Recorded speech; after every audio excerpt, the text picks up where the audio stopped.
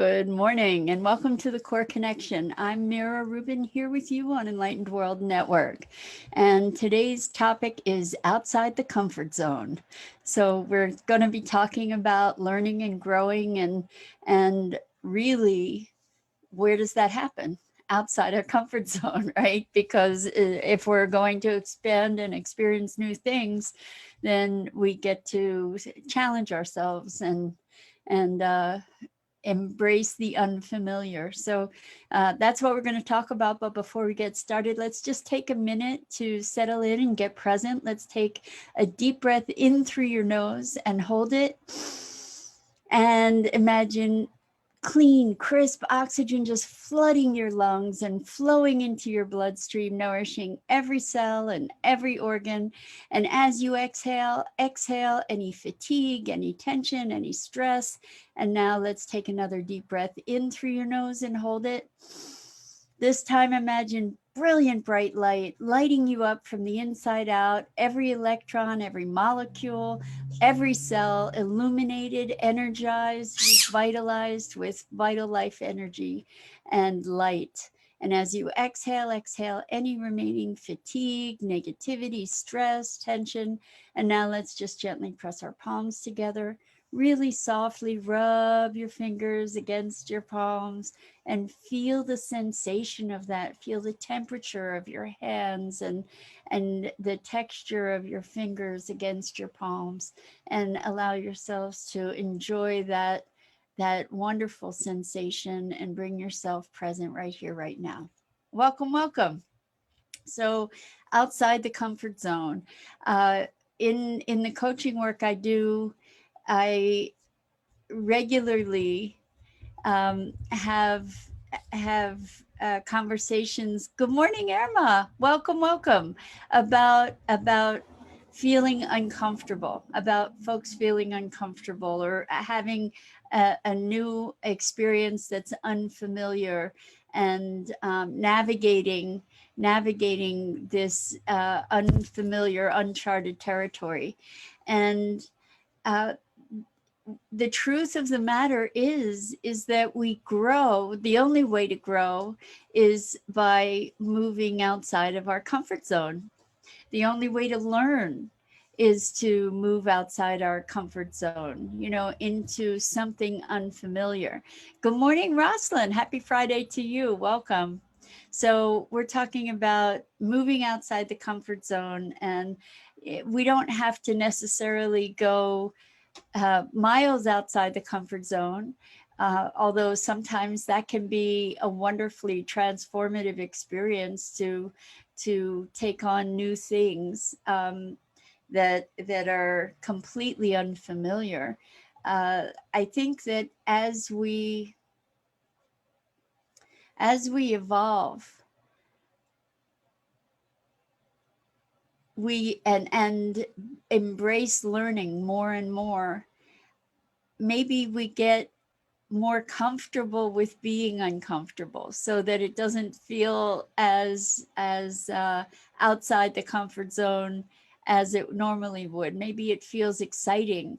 Maybe it feels like adventure, rather than frightening, for instance, or stressful, or sometimes, well, stress is also an important factor to growth.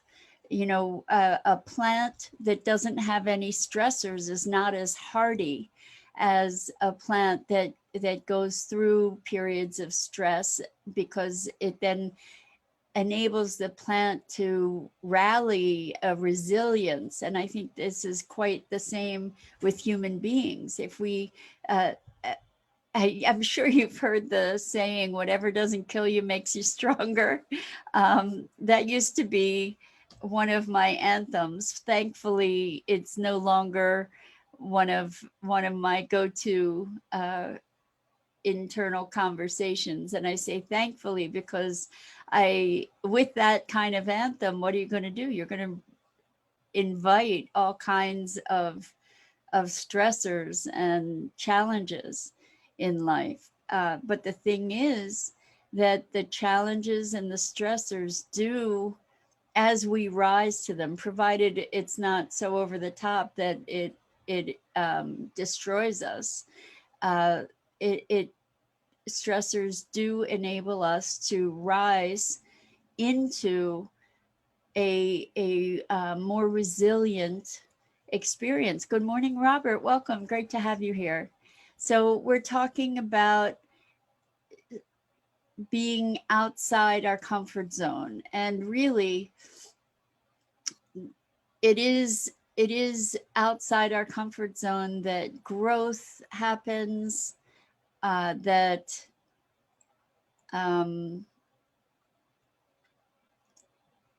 excitement, adventure, right? What makes an adventure an adventure? That it's not the run of the mill everyday experience, right? So as we get comfortable with being uncomfortable, in a certain respect, or outside the comfort zone, then we gain resilience, we gain experience, we gain perspective, we expand, and I think that there's merit to that. Good morning, Suzanne. Welcome. Great to have you here. So I think when we stay within our comfort zone, that's when we have the capacity, I think, to get bored because we're not challenged, right? If we're just comfortable and complacent, perhaps. I'm not saying to put yourself in situations to be uncomfortable all the time, but I don't know about you. I personally enjoy the challenge of learning something new. I don't even think of it anymore as a challenge. It's a gift to myself to engage. Good morning, Dennis. Welcome. Good to have you here.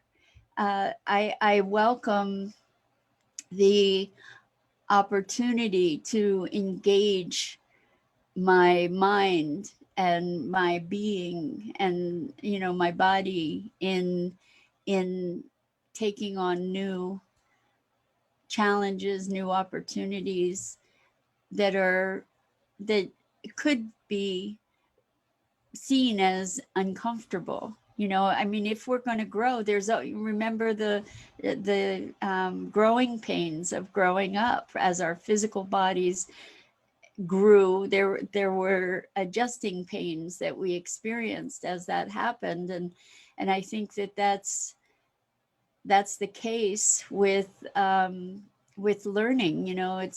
We can challenge ourselves to expand and engage our body and being more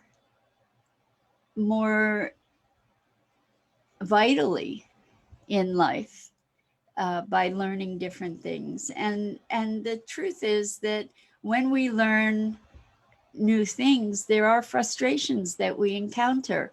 So I had an Adobe training center for 18 years. That's not built of Adobe. It's Adobe software products that are like Photoshop and Illustrator, all these creative design softwares. And so I was pretty much exclusively teaching adult learners. And it's so interesting. The dynamic for adult learners is very different from kids, because adult learners have learned that not to fail, or adults have learned to have an aversion to failing, right? Well, you don't learn without quote unquote failing, because you're stumbling toward something, right? You're failing toward mastery, right? So good morning, Tori. Welcome. Great to have you here. Thank you. I hope you're doing well as well. So we're talking about stepping outside the comfort zone. And, one of the things that teaching adult learners reminded me over and over is that if we had to learn to walk as adults, we would all be crawling around on the floor, because to learn to walk, you fall, right?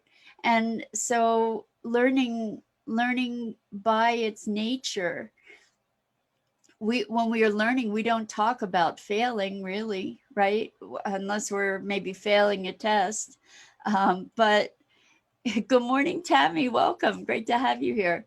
But what learning is, like, you guys might be familiar with Duolingo. It's an app that is a language app, and it's a little bit gamified, and you have you get to write the language, you get to speak the language, you get to hear the language, and then you get you lose points, or you have these hearts, and every time you make a mistake, you lose hearts. So you have 5 in a session that you start with, and then when you get disheartened, hopefully not, when you lose your hearts, then you're done for the day, unless you decide to pay points that you've accumulated to refurbish them, et cetera, et cetera. Anyway, so I get things wrong when I do this, right? And I lose the hearts. And the thing is, I could have stories about myself around it. I could make myself wrong, or I could just anchor that the correct answer, use that opportunity to pay even closer attention to anchor the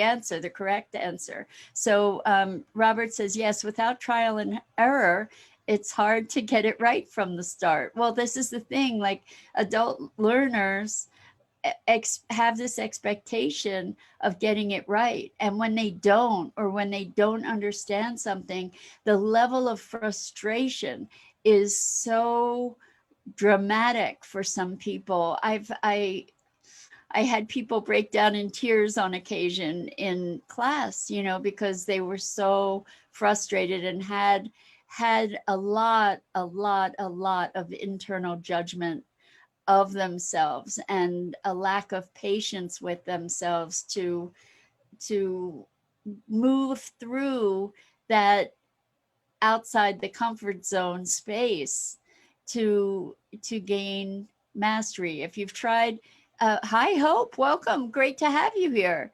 And Suzanne says, yes, I just played with that app, Duolingo. I'm finding it enjoyable, anywhere from 10 minutes to a half hour in a day playing with the language, and I'm gaining little by little, I'm gaining competency and a greater understanding, which is really cool. Which I'm using it for Spanish, Rosalind. I'm intending to possibly maybe build a house for myself with a community of other people in Mexico, and I would like to be able to speak Spanish. I think it would be great to speak Spanish anyway, but that's part of my motivation. And Robert says, I'm a perfectionist myself. And oh my gosh, I'm a recovering perfectionist, I can say, Robert. And life is so much better, and I accomplish so much more, and I have so much more fun. Anyway, so I'm a perfectionist myself, and I'm continuously working on my website. I always get frustrated when it doesn't work from the first try. So, and Robert says, lovely language, Spanish. Yes. It's interesting. I want to just address the perception around Spanish for me. I have had a bunch of clients who have Spanish as a native language, and every now and then the way that they will reference a thing is with a pronoun, like a feminine or masculine pronoun. And like a plant, and I don't know, Irma, I know you speak Spanish, so maybe, I don't know if plant is masculine or feminine, but I've, I have had people refer to their plant as she. And I think that it's really interesting to me, uh, it's really interesting to me to be having there's a different feminine in Spanish. Great, thank you, Irma. So because I've had clients who talk about their plants as she, and I love that, in that there's a it creates a different relationship with things somehow. There's like an essential, foundational uh, difference of experience, a way to relate to something as a she or a he sort of. And I realize that this could be, that there's challenges around the gender thing too, but rather than it, it's not like it sort of, maybe it anthropomorphizes things, but it humanizes things in a way, to make them more, to give them more life somehow, in my experience. And Robert says that he learned Spanish from TV. Actually, that's probably a really good way to learn Spanish. Once I get some foundation, I should start listening. There is a Duolingo podcast, a Spanish podcast, that I could be listening to. I haven't checked it out yet. But I find that they have stories in there, and I find that I pick up a lot more from the stories and enjoy the stories more than the rote sort of exercises. Robert says, as when I was a kid, my grandmother and mother were watching telenovelas all day, and I had to watch with them. Oh my gosh, that's funny. But you were a kid, so you picked it up a lot more readily than adults tend to, because our typically our minds have become more rigid in knowing and not knowing and absorbing, and keeping. I think that learning keeps us young. uh, Thank you, Rosalind. And Rosalind says, muy bien for your Mexico vision. Yes, there's a group called the Paradise Syndicate. You can check out the Paradise Syndicate group on Facebook even. And it's all about creating positive impact in the world through business, through community, through pretty much, like creating a way that we can make a positive impact in the world instead of the ongoing negative impact that we have despite ourselves, even with our best intentions, like by driving or by, washing our clothes that are made from synthetics that then release plastic particles. I mean, there's so much that we do that even, or that we think is benign, but it's creating damage. So Irma says, sorry for that, Robert, about the telenovelas. That's a riot. And Robert says, when I was a kid, there were good telenovelas. Anyway, to get back to this idea of perfectionism, perfectionism is really a trap, because it keeps us stuck, right? And I don't know about you, but I know that when I was in the throes of it, I wouldn't do things, I wouldn't try things, because I couldn't be excellent at them necessarily. Like I wouldn't try to paint because I had an idea that I would never be an excellent painter. Well, that's crazy, right? Um, who cares? You know, who cares if I'm going to be a wonderful painter? I can paint just for the pleasure of painting. And with websites, I used to develop websites also and teach people how to do that. And there were always things that wouldn't work and that were really challenging to try to figure out. And then you'd get it working, and the browser would be updated or something, and then what you had working wouldn't work. And it was just an ongoing challenge. So the perfectionism is an inhibitor to life, to experience, because first of all, it's and a recipe for tremendous frustration and stress. So I I I find that when if we look at mistakes and quote unquote failures as feedback, we've talked about this, but if we look at it as feedback, like about what doesn't work, then we have more freedom to continue. Again, we talked about failure being something that is bound by context. You know, it's always bound by context. It's just that we may not have conscious definition for the context by which we're evaluating our success or our failure. So, you know, if you're learning a language, you can fail 95 tests or 195 or 1,095, as long as you keep going. You know, then you can define success, you know, or you can, success is also something that's bounded by context. So when, rather than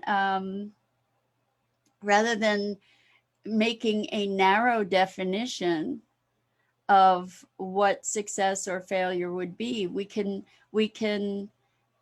broaden our field, broaden our context, so that that judgment can fall away and we have more space to expand and grow into. So Robert asked, what programming languages did you use as a web developer? I taught JavaScript for a while, so it's not really a language. It was really script, and I also did ActionScript, so which was related to Flash at the time. So I was really more of a designer, but taught people those processes. So and Robert says, yes, I always enjoy having feedback so I can improve. So with the perfectionism, if you enjoy having feedback, then that should help to temper the perfectionism. And the thing is that we're stepping outside our comfort zone when we're learning something new. We're challenging ourselves. We're stretching ourselves, just like Maggie just stretched. I think she is growing, and that's why she stretches her wings a lot. And so that's what we get to do, is we get to stretch our wings. And Suzanne says, I'm working on my GED at the moment. Can't use my German credentials here. Can totally relate to adult learners' challenges. Absolutely, Suzanne. So good for you to be working on your GED. That's awesome. And adult learners, yeah. So if we can bring more of a spirit of play to our learning, that's how we learn as kids, right? In a lot of ways, is by playing.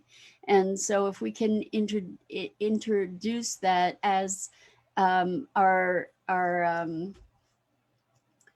mindset when we're learning, that is a really powerful tool. And that's kind of why Duolingo, I think, is successful, because they have these little cartoons, and you get sounds when you get something right, and so you're getting rewarded, and it has a little bit of a lot of play elements to it that make the learning lighter. When we're really serious and intent, and we're put pressure on ourselves, and that can inhibit our ability to learn. So Rosalind says, at the base of failure is fear. Fear equals false evidence appearing real. So yes, I agree with you. And fear of failure. So what's failure? It's judgment, right? That we impose upon ourselves, and it's the fear of that failure or that judgment uh, or um, the unknown that may keep us from stepping out of our comfort zone into life, into, wading into the water and really participating in life. And so Robert says, yes, that's great. Yes, false evidence appearing real. Exactly. And I like the saying, nobody is perfect. I always continue with, I am nobody. That's interesting. That's interesting. I like it. That's funny. So Suzanne says, yeah, Duolingo is fun. And Robert says, definitely adding fun to the learning process makes it easier for sure. Trying to find the fun in math, says Suzanne. So interestingly, I enjoy math. In high school I taught myself algebra as a what is it, a independent study. But I think the reason that I enjoy basic math anyway is that when I was a kid, we had these things called Cuisenaire rods. And they were the coolest thing. I still have them because they were so amazing. And the way they worked is they allowed me to visualize numbers, like to have a way to make this theoretical thing concrete. What they were is they were little blocks. So there was a cube that, and they were colored also. They were color coded. So the one was just this little cube. They were made of wood and they were smooth, so they were fun to play with. And then the two, I don't remember, two might have been blue. Anyway, it was a rod, a rectangle that was the size of two of the individual one cubes, et cetera, et cetera. And so the rods went up to 10. There were 10 different sizes, 10 different colors. And the way that we learned math was by adding and subtracting these cubes. Like if I wanted to see what 7 and 3 would be, I would take a 7 and I would take a 3 and I would find a 10, and I'd see them measured against each other, and it was really, really cool. And so it made it very accessible to me to make it physical, to make it concrete, literally, it, in something that I could move around, and it gave me a context and a reference for numbers to be able to think about them in this very material way. So Robert says, replying to Suzanne, math is an interesting subject, and come to think about it, I never liked math in school. Now I found out that math is in everything. Well, you know what? The way that math is taught in school is really unfortunate. I think I stopped enjoying it when we got to calculus, and it was because it wasn't made concrete for me. It wasn't made into something. It wasn't made into something that I could understand. I was given formulas for things, and I enjoyed algebra a lot because it was problem solving. And I thought that was a lot of fun. But I think the way that we teach math just doesn't make sense. We should make it practical. And like you said, Robert, math is in everything. Numbers are in everything. But what happens is we get traumatized. We get taught these things like we're little robots trying to repeat them without really having an in-depth understanding of how it works and why it works the way it does. So Hope says, Thanks, Mira. My son is autistic and he has great difficulty in understanding the concept. So this discussion is really helpful. That's awesome. And you know what? I think, Hope, I looked them up at one point and I don't know if I think Cuisinart rods are still around. But I saw that there are other kinds of math aids to help really bring this home and make things physical. So I'm glad that this is a helpful conversation, Hope. That's awesome. And I wonder if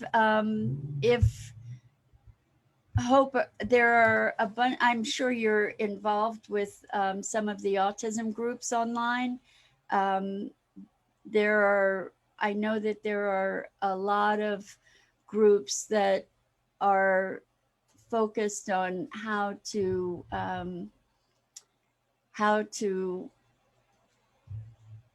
mitigate some of the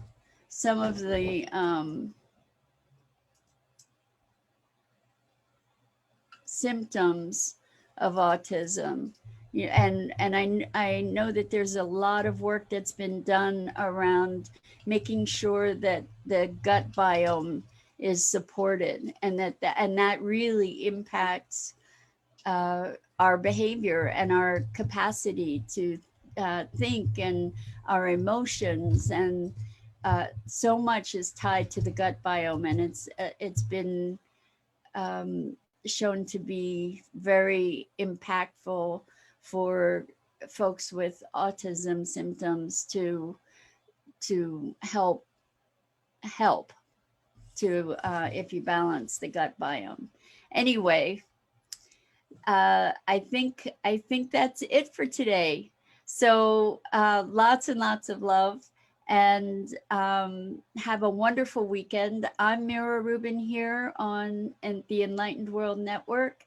I go live every weekday morning at 9 a.m. Eastern. It's such a pleasure and a privilege to be with you. Thank you so much for joining me. And please check out the wonderful programming on Enlightened World Network over the weekend.